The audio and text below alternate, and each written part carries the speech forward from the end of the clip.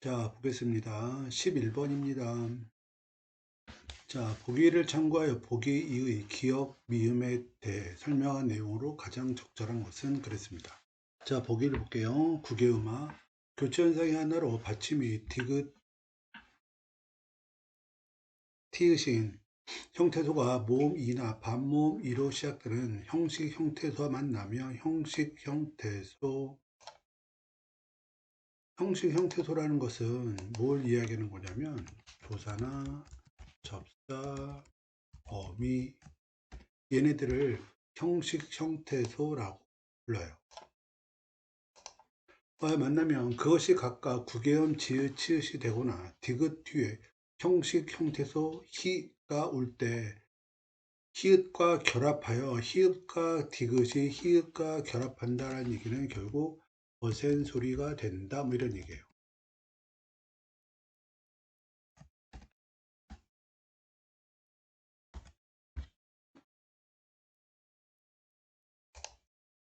결합하여 더센 소리가 될 경우에 이루어진 티읕이 치읒이 되는 현상을 구개음화라고 한대요. 자, 보겠습니다. 그러면 자, 보기 2번. 나는 벽에 붙인 게시물을 떼었다 해서 붙인 따에 이가 붙어 있지요. 요거 접사, 전미사라고 그럴게요. 접사라고 할게요. 형식 형태소. 그 다음 낱낱이 마찬가지로 접사, 그래서 형식 형태소. 그 다음 이랑이라는 것은 명사잖아요. 한 이랑 뭐 두 이랑 뭐 이렇게 이야기하는 거니까 요거 실질 형태소. 그 다음 묻히고 히, 요거 접사. 그 다음에 꽃잎을 입을 품사 명사. 그래서 요거는 실질 형태소, 뭐 이렇게 됩니다. 자,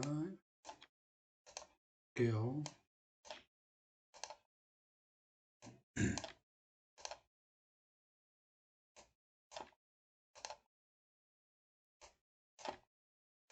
자, 보겠습니다. 그럼 1번. 기억의 붓은 전미사의 모음 이와 만남으로 구개음화 현상이 일어나지 않는다.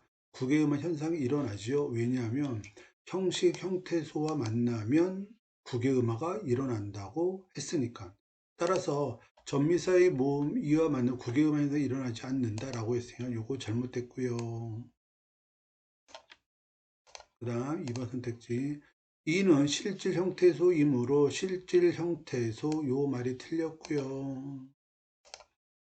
그 다음 디귿의 이랑은 모음 이로 시작되는 형식 형태소, 이랑 형식 형태소가 아니고 실질 형태소. 그 다음 4번.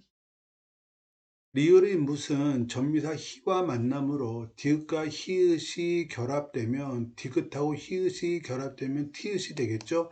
그리고서 그 티읕이 뭘로 발음이 된다? 치읒으로 발음이 된다. 왜? 전미사니까. 그래서 무, 치, 고 이렇게 되죠. 그 답이 4번. 이게 맞는 거고요. 그 다음 5번. 미음의 홑과 결합한 이불은 모음 이로 시작되는 실질 형태소이므로 실질 형태소니까 구개음화 현상이 일어나지 않습니다. 형식 형태소와 결합할 때만 일어나요. 그래서 답은 4번. 자, 그 다음 12번 보겠습니다. 자, 12번은 본용어과 본용원, 그 다음 본용어로 보조용원 그 구별하는 문제인데, 잠깐 개념 정리 잠깐 하고 가겠습니다. 자, 볼게요. 자, 보겠습니다. 본용어과 보조원을 구별하는 방법이 있는데요. 자, 볼게요. 그러면 일단은 본용원, 보조용원이라는 말은 언제 쓰이냐면 용언이 연달아 나올 때 쓰이는 말입니다.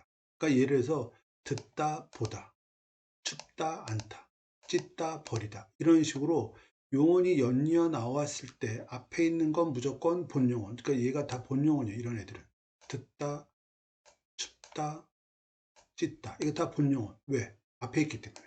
그리고 뒤에 있는 것은 본용언일 수도 있고요. 보조용언일 수도 있어요. 구별하는 방법은 본용어일 경우에는 가운데 서라는 글자나 다른 문장 성분을 넣어서 말이 되면은 뒤에 게 본용어와 분용어. 그래서 만약에 자기가 판단하기에 용언이 연달아 나왔을 때 본용어라고 본용어이다 라고 하면 그거는 써야 되고 붙여 쓰기를 하면 안 됩니다. 본용어끼리 있다면. 그 다음 뒤에 게 보조 용어일 경우에는 뭐냐면 어떻게 보려면 앞에 용어를 생략했을 때 의미가 달라지거나 비문이 된다. 그러면 걔는 보조 용어이에요. 왜냐하면 앞에 있는 용어이 본용어이기 때문에 그 본용어를 없애게 되면 보조 용어 자체만으로 뜻이 성립하지 않습니다. 그래서 뒤에 용어이 보조 용어일 경우에는 띄었어도 되고요. 붙였어도 됩니다. 이해됐죠? 자, 볼게요. 그러면 자, 헷갈릴 경우에는 주어를 보충해 가지고 생각하면 좀 더 쉬울 수도 있어요. 자, 볼게요. 그러면 이 소리를 한번 들어보아라. 너는 이 소리를 한번 들어보아라. 뭐 이런 얘기잖아요. 자, 소리를 듣다. 앞에 있는 거 무조건 본용어. 그 다음에 듣다를 요거를 생략해 봐요. 소리를 보아라. 그러면 이거 말이 안 되죠. 따라서 비문이 되기 때문에 뒤에 있는 애는 앞에 있는 본용어에 따라다니는 보조용어입니다. 그래서 뒤에 있는 얘가 보아라, 보다가 보조용어이기 때문에 들어보아라는 띄었을 수도 있고 붙였을 수도 있다 이 뜻입니다. 됐죠? 그 다음 오늘은 날씨가 춥지 않다. 날씨가 춥다. 요거 앞에 있는 거 무조건 본용어. 그럼 요거 한번 생각해 볼게요. 날씨가 않다. 말 안 되죠. 따라서 않다 보조용어. 이해됐죠? 그 다음 이 종이를 찢어 버려라. 자, 종이를 찢다. 요거 생략하면은 종이를 버리다 말 되죠. 따라서 뒤에 있는 거 본용어. 이렇게 본용어가 본용어일 경우에는 어떻게 해야 된다? 무조건 띄어 써야 된다. 이렇게 판단해도 되고요. 뒤에 또 서자를 한번 집어넣어 봐요. 종이를 찢어서 버려라. 뭐 이런 식으로 중간에 서나 다른 성분이 들어가면 요거는 본용어가 본용어니 연결된 그러한 표현입니다. 자, 이 정도로 본용어과 보조용어는 구별하는 거 알아두시고요. 자, 그럼 보기 볼게요.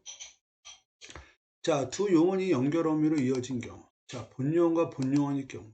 각각 유용언이 주어와 호응된다. 즉, 앞에 있는 거 생략해도 뒤에 것만 가지고도 의미가 통한다. 그 뜻이고요. 두 용언 사이에 다른 문장 성분이 올 수 있어요. 본용어일 경우에는 뒤에 게 그리고 반드시 띄었어야 됩니다. 뒤에 게 본용어일 경우에는 그 다음 본용어과 보조용어 앞에 용어만으로 문장이 성립돼요. 이유는 앞에 게 본용어니까 뒤에 용어만으로 문장이 성립되지 않습니다. 왜? 보조용어이기 때문에. 그 다음 보조용어는 띄어 쓰는 것이 원칙. 띄어 쓸 수도 있고요. 어떻게 할 수도 있다. 붙여 쓸 수도 있다. 이렇게 알아두면 되고요. 그 다음 합성동사. 합성동사는 국어 사전에 나온대요. 그럼 본용어가 보조용어는 이거는 안 나와요. 각각 다른 단어이기 때문에. 근데 합성동사는 하나의 단어이기 때문에 국어 사전에 나옵니다. 그리고 반드시 붙였어야 돼요. 자, 그래서 밑에 있는 거 보게 되면 뭐라고 되어 있냐면 집어먹다에 대한 검색 결과입니다. 집어먹다 동사 뭐 남의 것을 가로채다의 의미를 가지고 있고요. 그 다음에 겁이나 두려움을 갖게 되다 이러한 의미를 가지고 있대요. 따라서 집어먹다라는 거 요거는 사전에 등재되어 있으니까 이건 합성 동사예요. 즉 하나의 단어란 이야기죠. 잊어먹다에 대한 검색 결과 영건이래요. 그럼 이건 무슨 얘기예요? 즉 본용어가 보조용어일 가능성이 많은 거죠. 이해됐나요? 자, 그 다음 거 볼게요. 그러면 보겠습니다. 온순했던 청년들은 지레 겁을 집어먹었다. 집어먹었다. 위에 보기에 사전 보면 겁을 집어먹다. 요걸 이야기하는 거잖아요. 따라서 요거는 합성동사. 사전에 있고요. 그 다음 나는 시험 준비하느라 잠자는 것도 잊어먹었다. 요거는 앞에 있는 건 일단은 본용어, 뒤에 있는 건 얘를 생각해 보세요. 잠자는 것을 잊었다. 잠자는 것을 먹었다. 말 안 되죠. 그래서 보조용언.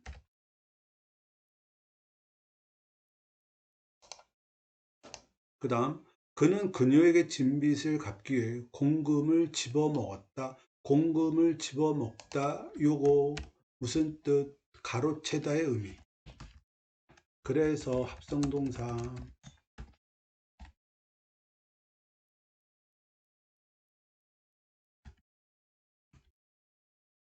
위에 사전 나와 있는 거 이거 보이죠? 가로채다. 그 다음 그는 굶주림에 지쳐 땅 위에 버려진 빵을 집어먹었다.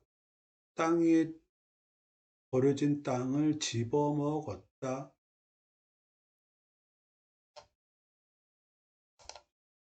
여기서 보면 띄었었잖아요. 띄었었다는 얘기는 합성 동사가 아니란 이야기입니다. 그러면 이거는 본용언, 보조용언 그걸로 판단을 해야 돼요. 일단 앞에는 본용언. 그 다음에 아까 뭐라 그랬죠? 본용언과 보조용언 구별할 때 가운데에다가 뭘 집어넣는다? 다른 문장 성분 또는 섭자를 집어넣어 판단한다. 그러면 버려진 땅을 집어서 먹었다. 이렇게 가능하잖아요. 따라서 요거 본용언. 본용언과 본용언이 이어진 거죠. 따라서 뭐다? 띄었어야 된다. 그래서 띄었은 거예요. 그 다음 그들은 서로 만나기로 했던 사실을 새까맣게 잊어먹었다.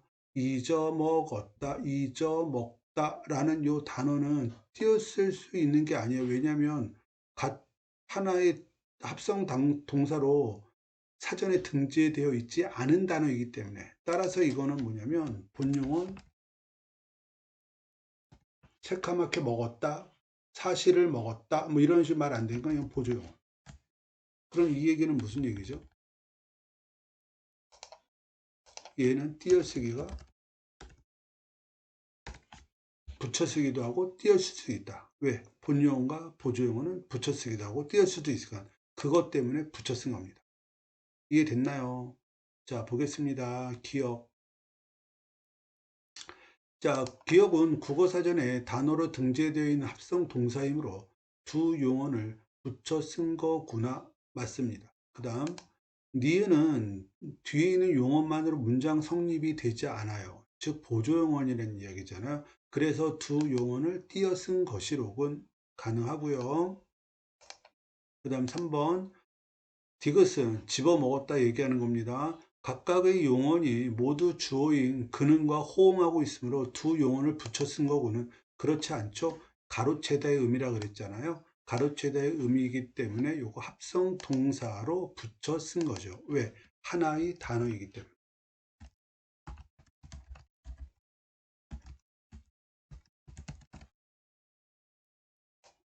그래서 한 단어이기 때문에 사전에 등재되어 있는 것이고 따라서 모두 주어인 그와 호응하고 있다. 요 말이 잘못됐습니다.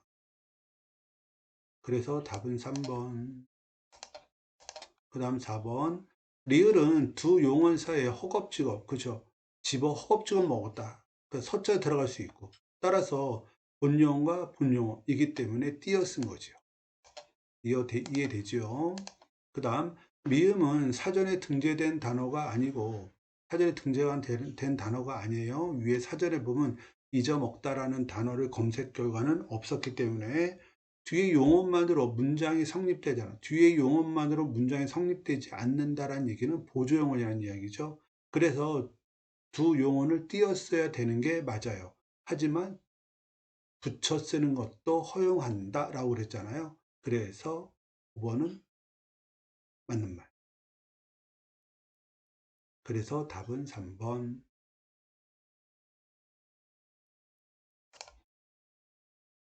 자, 13번입니다. 보기는 학습 활동에 대해 짝토론한 것이다. 기억, 디귿에 알맞은 말을 골라 바르게 연결한 것을 볼게요. 다음 문장의 짜임에 대해서 알아보자 그랬잖아요. 자, 그 요 짜임에 대해 알아보기 전에 잠깐 사전식 하나 보고 갈게요.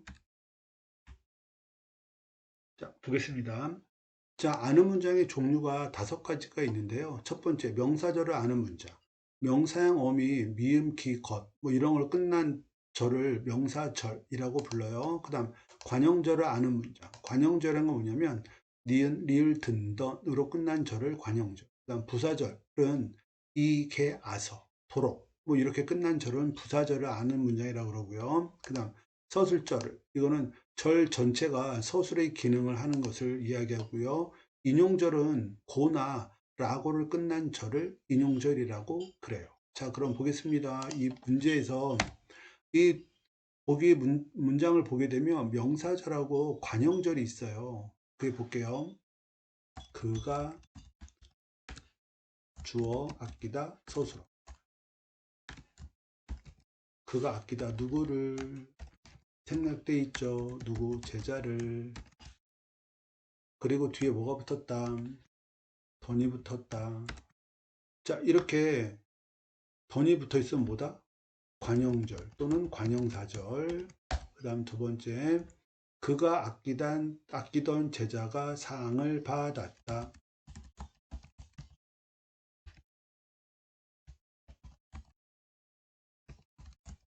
이렇게 되잖아요. 근데 앞 뒤에 뭐가 붙어 있다? 음이 붙어 있다. 따라서 무슨 절? 명사절.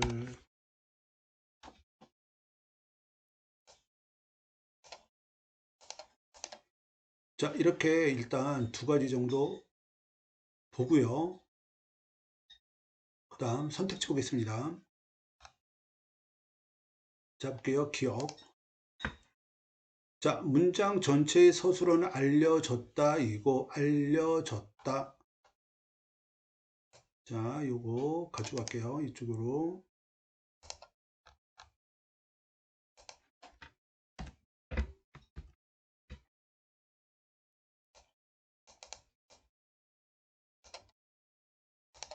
자, 보겠습니다.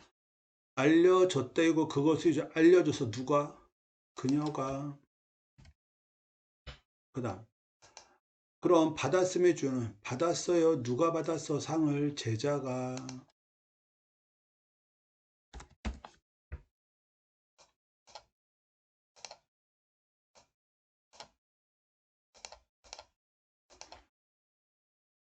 그 다음 명사절 외에 관형절도 있잖아. 관형절의 주어는 관형절이 뭐다? 그가 아끼다 이거잖아요. 따라서 관형절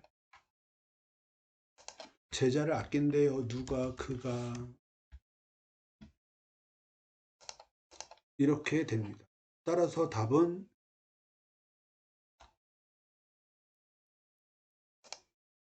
그녀가, 제자가, 그가. 그래 답이 1번. 자, 이렇게 봐주면 되고요. 자, 15번, 14번 보겠습니다. 다음을 읽고 물음에 답했죠. 내용을 보게 되면 주체 높임, 객체 높임, 상대 높임 뭐 이러한 내용인데요. 자, 요거 보기 전에 하나만 보고 갈게요. 자, 보겠습니다. 일단 현대 국어에서 주체 높임, 객체 높임, 상대 높임이라는 개념이 있는데 현대 국어에서 주체 높임이라는 건 뭐냐면 주어를 높이는 거예요. 주어를 높이면 주체 높임.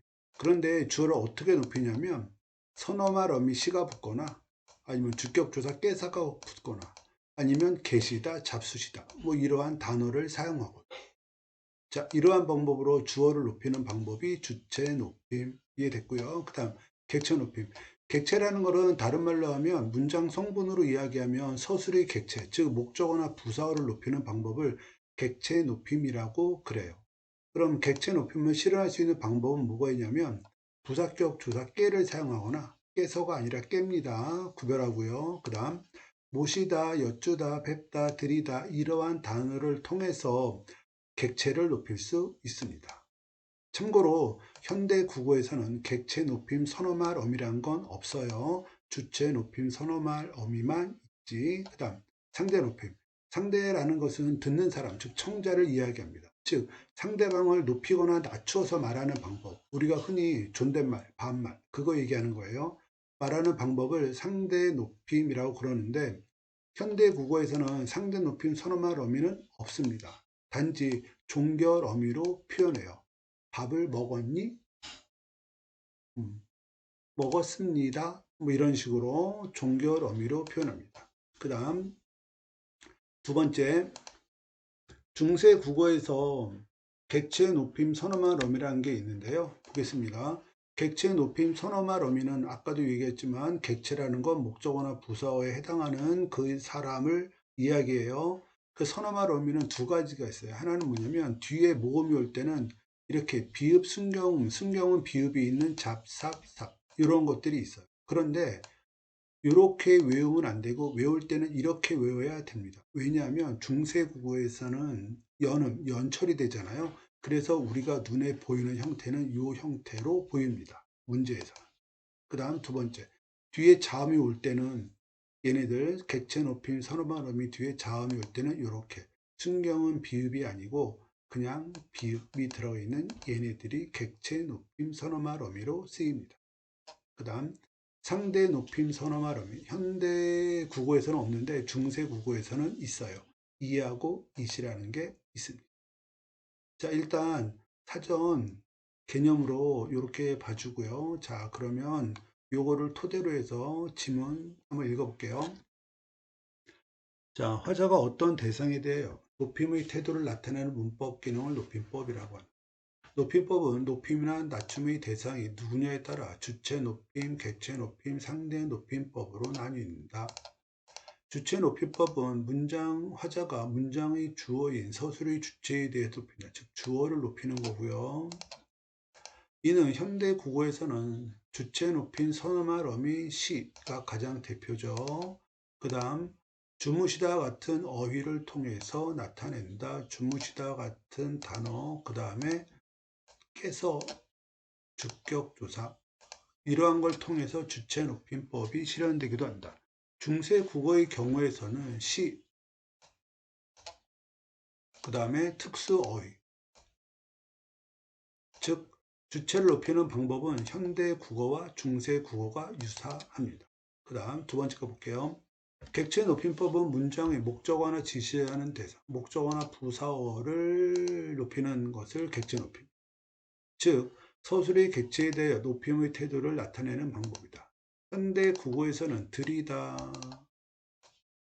그와 같은 이러한 단어, 그 다음에 높임을 나타내는 부사격조사 깨를 통해서 실현된다.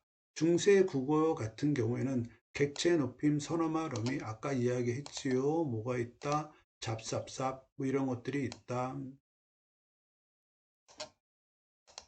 하지만 뒤에 모음이 올 때는 순경은 비읍이 붙어있는 얘네들이 오는데 연철되니까 이 두 개가 떨어진 형태로 보입니다. 실현되기도 한다.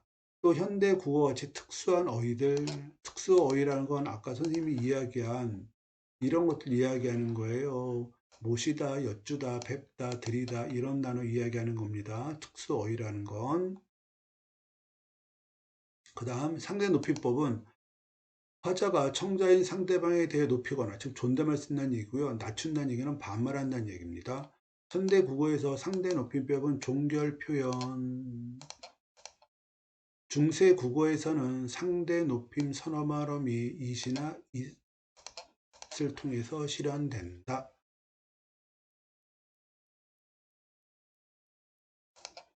자, 14번 보겠습니다. 윗글을 바탕으로 보기를 이해한 내용을 적절하지 않다.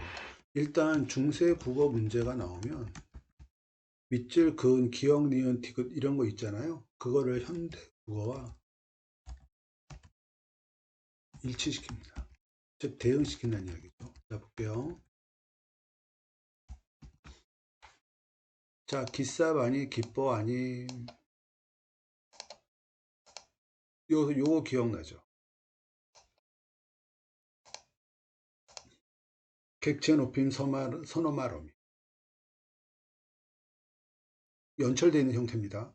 그 다음 일로 하시니, 한번 노하시니가 대응되고요. 그 다음에 얼마니이다, 얼마간 것입니다 하고서 뭐가 보입니까? 이가 보이죠. 이가 뭐지요? 상대 높임 선어말 어미, 그래서 존댓말로 풀이한 겁니다. 현대어 풀이. 그 다음 매셔, 보다, 모시고 이렇게 되어 있잖아요. 누구를, 성스러운 어른을, 즉 목적을 높이고 있는 거죠.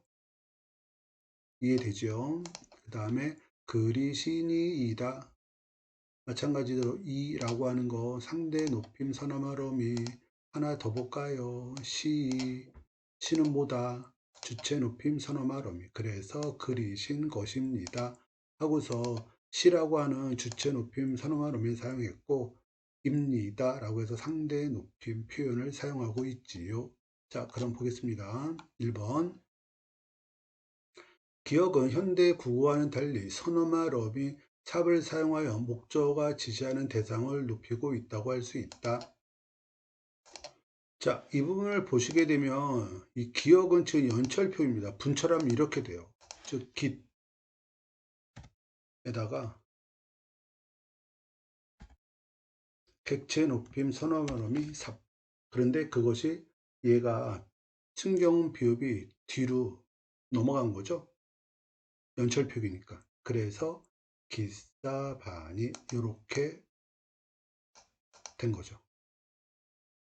이해되지요? 그 다음 니은은 현대 국어와 마찬가지로 서너마 럼이 시를 사용하여 성손을 높이고 있다. 성손을 높이고 있다. 오케이. 성손이 옮아간 것입니다. 뭐 이렇게 되고 있으니까 따라서 현대 국어와 마찬가지로 서너마 럼이 시를 사용해서 주어를 높이고 있지요. 맞는 이야기고요. 그래요. 3번 디귿은 디귿 이거 얘기하는 겁니다. 올마니이다. 디귿은 현대 국어와 달리 청자를 높이기 위해서 이라는 서너마람이 즉 상대 높임 서너마럼이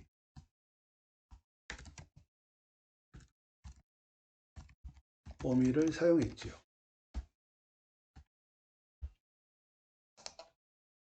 그쵸? 현대 국어는 상대 높임 서너마럼이가 없어요. 그 다음 리을은 현대 국어와 마찬가지로 서술의 주체를 높이기 위해서 요게 잘못됐습니다. 왜냐하면 리을이 뭐냐면 매셔잖아요. 매셔가 뭘 높이는 거죠? 성스러운 어른을 그랬으니까 이 을이 뭐다? 목적어. 따라서 주체가 아니라 객체를 높이고 있습니다. 그래서 답은 4번. 그 다음 5번 서너마럼이 시와 이를 사용하여 각각 문장의 주체 높임 서너마럼이 시, 그 다음에 상대 높임 서너마럼이 이. 그래서 이렇게 모두 높이고 있다. 맞는 말입니다. 그래서 답은 4번. 그 다음 15번 볼게요. 자, 윗글과 보기를 바탕으로 보기에 사용된 높임의 양상을 바르게 제시한 것이고요. 주체 높임은 서술의 주체를 직접 높이는 직접 높임과 높여야 할 대상의 신체 부분, 오케이, 신체 부분. 그 다음에 개인적 소유물 등을 높이는 데 해당을 높이는 간접 높임이 있다. 간접 높임. 자, 보겠습니다. 아버지는 허리가 아프셔서 요거 시자 보이십니까?